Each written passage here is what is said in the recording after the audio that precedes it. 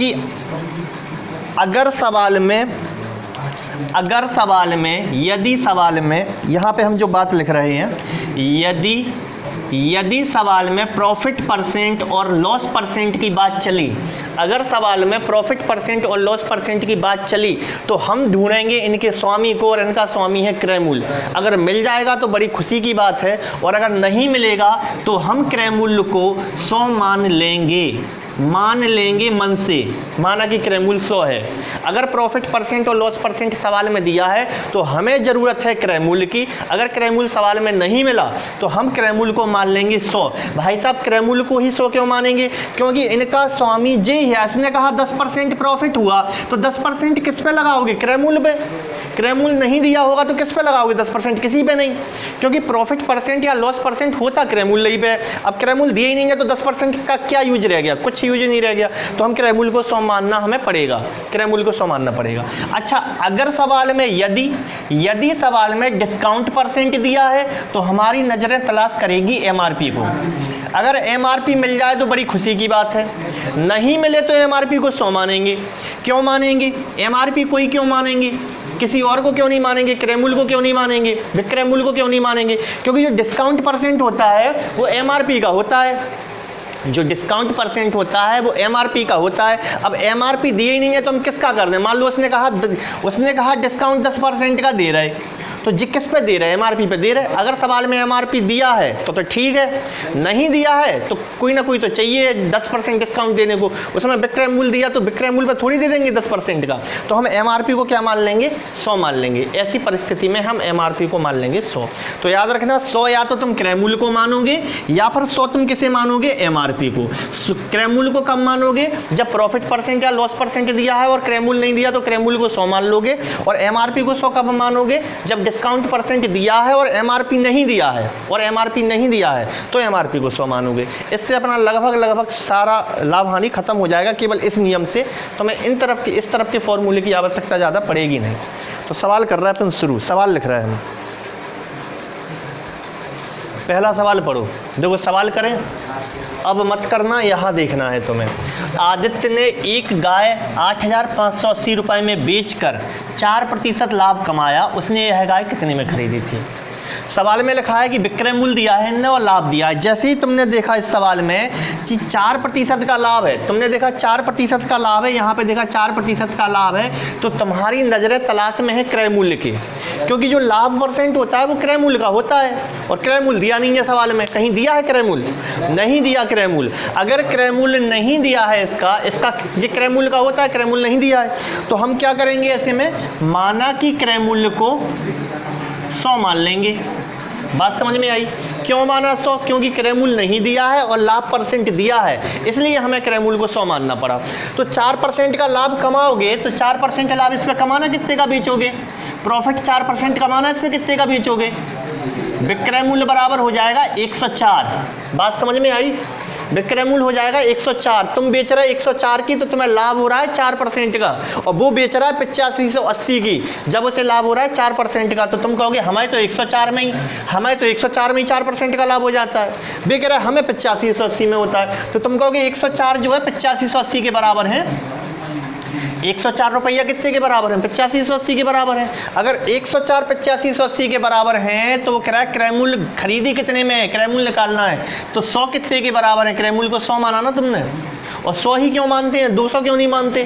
क्योंकि 100 पे परसेंट निकालना सबसे आसान होता है। 100 का 10% 10, 100 का 20% 20, 100 का 30% 30, तो आसान हो जाता है। तो इसका गुणा इसमें कर दोगे, इसका गुणा इसमें कर दोगे, तो आंसर क्या आ जाएगा? 8580 इंटू 100 बटे 104। और 104 से ये कट रहे हैं कितनी बार?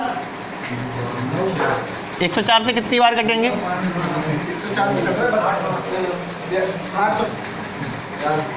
काट लो इसको।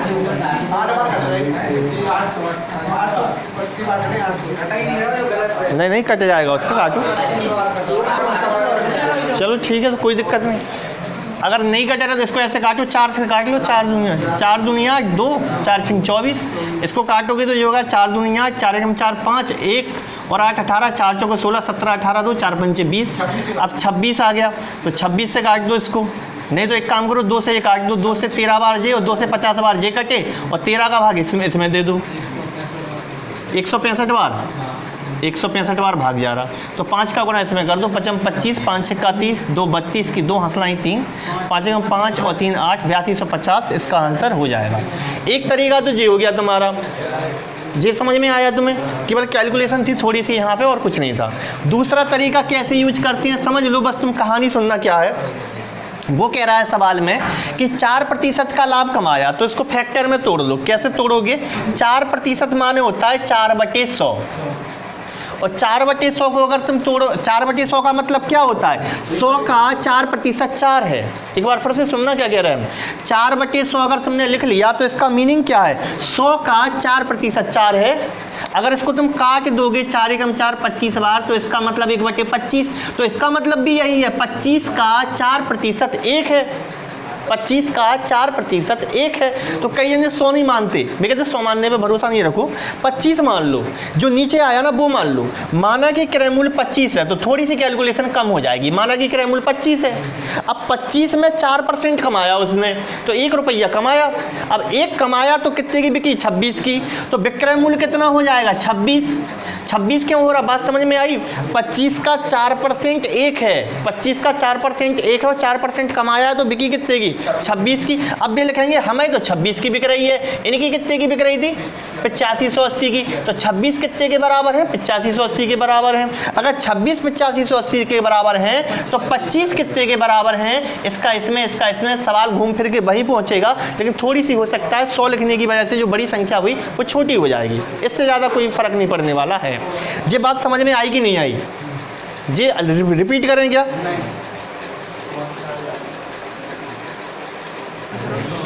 ठीक है, ऐसे हम हटा रहे हैं। थोड़ी देर पहले हमने तुम्हें एक चीज़ और बताई थी कि मान लो तुम्हें कुछ नहीं मानना, 100 लिख के इसको 100 नहीं लिखना, तुम ऐसे कर लो, क्रय मूल्य चाहिए ना तुम्हें, तो विक्रय मूल्य कितना है 8580, और इसमें फ़ायदा कितना हुआ 4% का, तो 104/100 मत करना, फिर क्रय मूल्य निकालना है तो 100/104 करना, और डायरेक्ट काट पीट के आंसर आ जाएगा यहाँ से, ठीक है, बात समझ में आ गई। इसको केवल काटना है तुम्हें।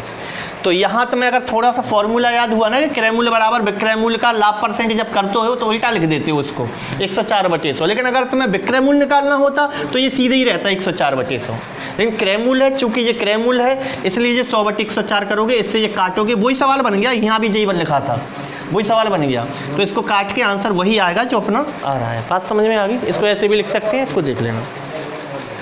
अगला सवाल करें, अगला सवाल देखना, अगला सवाल देखो,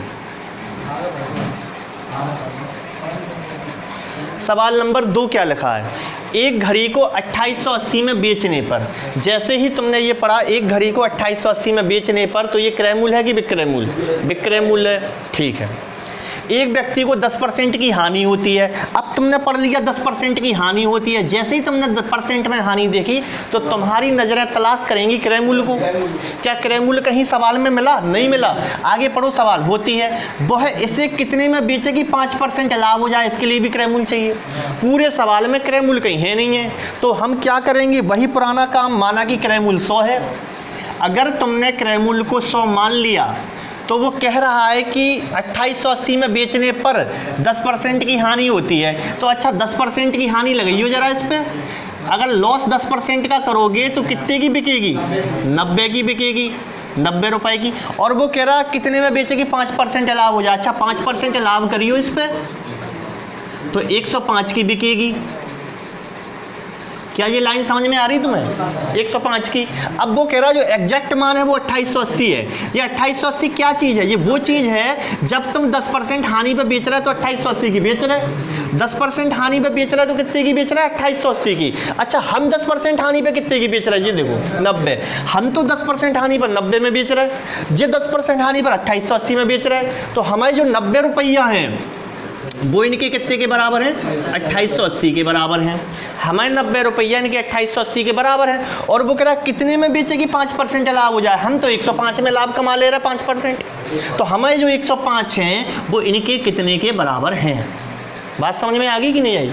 तो इसका गुणा इसमें कर देंगे और इसका गुणा इसमें कर देंगे, आंसर आ जाएगा 2880 इंटू 105 और बटे में हो जाएगा 90।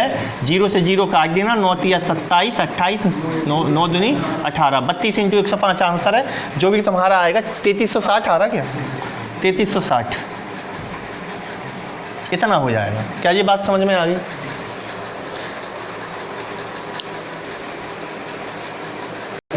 अगला सवाल देखना ध्यान से, अगले सवाल को कर रहे हैं अपन। अगले सवाल में क्या लिखा पढ़ो। अगले सवाल में लिखा यदि किसी वस्तु को 5% हानि की अपेक्षा, देख रहे हैं, यदि किसी वस्तु को 5% हानि की अपेक्षा 10% लाभ पर बेचा जाए तो विक्रेता को 75 रुपया ज़्यादा मिल जाएंगे। तो बेचने वाले को 75 रुपया ज़्यादा मिल जाएंगे, तो क्रय मूल्य कितना है? तो देखें इसमें एग्जैक्ट मान केवल एक जगह लिखा है 75 रुपये अधिक मिलते हैं। इस एग्जैक्ट मान का यूज केवल इतना होता है कि तुलना करवाएंगे। एग्जैक्ट मान का यूज केवल इतना होता है। एग्जैक्ट मान का मतलब क्या है? जो किसी पर डिपेंड नहीं है। हमने कहा 5%, तो किसी 5% किसी ना किसी का होता है। किसका 5%? 100 का, 1000 का, 1500 का, किसी का तो होगा। हमने कहा 75 रुपया, ये किसी के नहीं होते। 75 रुपया माने 75 रुपया, लेकिन हमने कहा 75%, तो तुम्हें बताना पड़ेगा किसका 75%। तो ये जो मान है ना, इसे यथार्थ मान कहते हैं, एग्जैक्ट मान। इसकी केवल तुलना करवाई जाती है, इसको अलग निकाल के रख देते हैं। तो सवाल देखना ध्यान से, यदि किसी वस्तु को 5% हानि की अपेक्षा 10% लाभ पर बेच दे, तुमने देखा यहाँ पे हानि है परसेंट में, यहाँ पे लाभ है, तो तुम्हारी नजरें तलाश कर रही हैं क्रय मूल्य को। पूरे सवाल में क्रय मूल्य नहीं मिला, तो हम क्या करेंगे, क्रय मूल्य को 100 मानेंगे। माना कि क्रय मूल्य 100 है। अब 100 मानने के बाद वो कह रहा हानि 5%, तो हानि पे बेचोगे तो कितनी की बिकेगी? 95 की बिकेगी। और वो कह रहा फायदा कितना होना है? 10%, तो कितने की बिकेगी? 110 की बिकेगी। तो कितने रुपया ज़्यादा मिलेंगे तुम्हें? 15। तुम कह रहे हमें तो 15 ज़्यादा मिल रहा है। इनका यथार्थ मान कितना है? 75।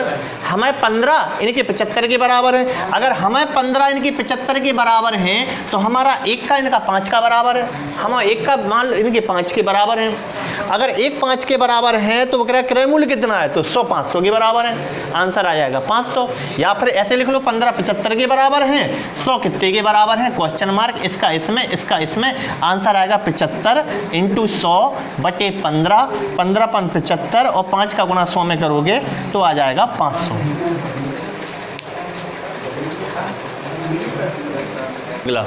अगले सवाल में क्या लिखा? एक दुकानदार अपने सामान पर, बड़े ध्यान से पढ़ना सवाल, एक दुकानदार अपने सामान पर क्रय मूल्य से 20% अधिक अंकित करता है। 20% अधिक अंकित करता है क्रय मूल्य से, तो हमें क्रय मूल्य पता होना चाहिए कितना था। तो क्रय मूल्य को 100 हम मान सकते हैं, लेकिन आगे पढ़ो सवाल में, तथा अंकित मूल्य पर 10% की छूट देता है, बट्टा देता है। अगर परसेंट बट्टा है तो फिर MRP पता होना चाहिए। तो या तो तुम MRP को 100 मान लो तब भी हो जाएगा, या फिर तुम क्रय मूल्य को 100 मान लो तब भी हो जाएगा। दोनों केस में सही आएगा आंसर, गलत नहीं होगा। चाहे तो तुम MRP को मान लो, चाहे क्रय मूल्य को। और अगर तुम्हें सामने कभी ऐसी चॉइस मिले कि या तो MRP को मान लो या क्रय मूल्य को, तो क्रय मूल्य को मानना ज़्यादा हमें पसंद है। बाकी तुम्हें क्या पसंद है वो तुम अपने हिसाब से कर सकते हो। लाभ भी निकालना तो भाई, तो कहा इसलिए लाभ भी निकालना है तो क्रय मूल्य से हो जाएगा। तो हम क्रय मूल्य को मान रहे, तुम चाहो तो MRP को मान सकते हो, या फिर तुम बताओ तो हम MRP को मान के भी कर देंगे, लेकिन क्रय मूल्य को मान के कर रहे हैं फिलहाल हम। क्रय मूल्य अगर हमने माना कि 100 रुपये है, अगर हमने माना क्रय मूल्य 100 रुपये है, उसमें लिखा क्रय मूल्य से 20% अधिक अंकित करता है, तो MRP फिर 120 है। कैसे? सवाल में कह रहा है वो क्रय मूल्य को हमने 100 माना तो MRP फिर 120 हो गई। और एक बात हमेशा याद रखना, जो तुम मानते हो ना 100, इस पर कभी एग्जैक्ट मान नहीं होता, एग्जैक्ट मान नहीं चलेगा। अगर वो कह दे कि क्रय मूल्य से 20 रुपये ज़्यादा अंकित करता है या 10 रुपये ज़्यादा अंकित करता है, तो नहीं कर पाएंगे हम ये, हम नहीं बढ़ा पाएंगे कि +10 या +20 कर दें। केवल उस पर परसेंट चल सकता है, परसेंट, या 1/4 भाग 1/3 भाग बढ़ता है तो भी चल जाएगा। लेकिन तुम कहो कि 20 रुपया ज़्यादा बढ़ाना है उसमें, तो नहीं जोड़ सकते हम 20 रुपये, उसमें एग्जैक्ट मान नहीं चलेगा। ये मन से मानी हुई चीज़ है, इस पर केवल परसेंट चल सकता है, या 1/4 भाग 1/3 भाग या अनुपात वगैरह ऐसी चीज़ें चल सकती हैं, लेकिन तुम एग्जैक्ट ही नहीं चला सकते उस पर, याद रखना। क्रय मूल्य से 20% अधिक अंकित करता है तथा अंकित मूल्य पर 10% का डिस्काउंट देता है। अब अंकित मूल्य पर 10% का डिस्काउंट दोगे तो 10% इकाई के बाद दशमलव होता है, 12 रुपये का डिस्काउंट है, तो डिस्काउंट दोगे तो विक्रय मूल्य हो जाएगा। विक्रय मूल्य 12 रुपये छोड़ दो, डिस्काउंट 10% देना है, तो 100 कितना होगा? 108, बिल्कुल सही है। तो विक्रय मूल्य कितना है? 108 रुपया है। फिर आगे क्या लिखा है? तो लाभ प्रतिशत कितना है? अब तुम सोचो जरा, 100 रुपए की चीज़ है, 108 में तुमने बेच दी तो 8 रुपया कमाए ना। 100 रुपए की चीज़ है, 108 में बेच दी तो तुमने 8 रुपए कमा लिए, और तुम्हें चाहिए प्रॉफिट परसेंट में, तो 8 ही % हो जाएगा। क्यों हो जाएगा? क्योंकि 100 से अगर तुम नापते हो 100, इसका मतलब है 100 का कितने % 8 है, तो 100 का 8 ही % 8 है। या फिर ऐसे लिखो, देखो 8 रुपया कहाँ से? 100 से। 100 से 8 रुपया का फ़ायदा हुआ, गुणा करोगे 100 का तो घूम फिर के पहुँचे तो 8 ही पे। तो क्यों करें हम इतना काम? कभी भी तुम्हें 100 से नापना हुआ ना तो सीधा वही % हो जाता है, 8%। तो हमारा आंसर है 8% का लाभ हुआ।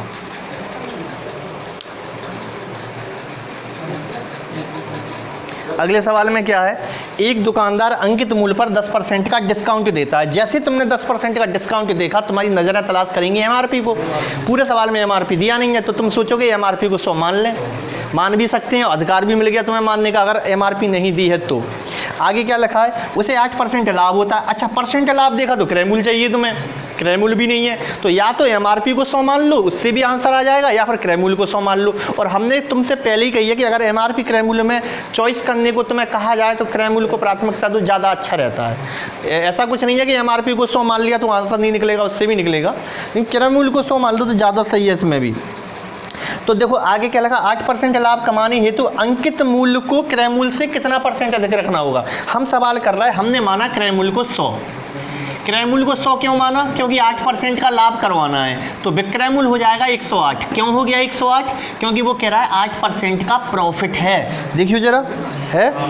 अब वो कह रहा है आगे 8% का लाभ कमाने हेतु अंकित मूल्य को क्रय मूल्य से कितने % अधिक अंकित करना पड़ेगा। अब तुम्हें 108 की बेचना है, 108 की बेचना है और 10% का डिस्काउंट देना है, तो एमआरपी कितनी डालोगे इस पे? फिर से सुनना, क्वेश्चन क्या है? तुम कह रहे हैं हम 108 में बेचेंगे इसे और हम ग्राहक को कहेंगे कि 10% का डिस्काउंट दे रहा है, तो एमआरपी का टैग चिपकाना है तुम्हें उसके ऊपर। तो कितने का चिपकाओगे तुम टैग? तो तुम कहोगे भाई साहब 108 की तो बेचना है, विक्रय मूल्य कभी भी कैसे निकलता है? एमआरपी का डिस्काउंट % करके ऐसे तो निकलता है विक्रय मूल्य। तो विक्रय मूल्य है 108 और एमआरपी हमें पता नहीं है, एमआरपी हमें पता नहीं है, और डिस्काउंट कितना देना है? 10%। तो 90% की बेचना है, तो 0 से 0 काटोगे, 9 एकम 9 10, 9 दूनी 18, 12 10 120। तुम कहोगे जो एमआरपी देना है ना, एमआरपी डालो 120 की, तो 120 का 10% कितना होगा? 12 रुपए का डिस्काउंट दोगे उसको तो बिक जाएगी 108 में। तो ये हो जाएगा अपना एमआरपी 120 रुपये हो जाएगी इसमें।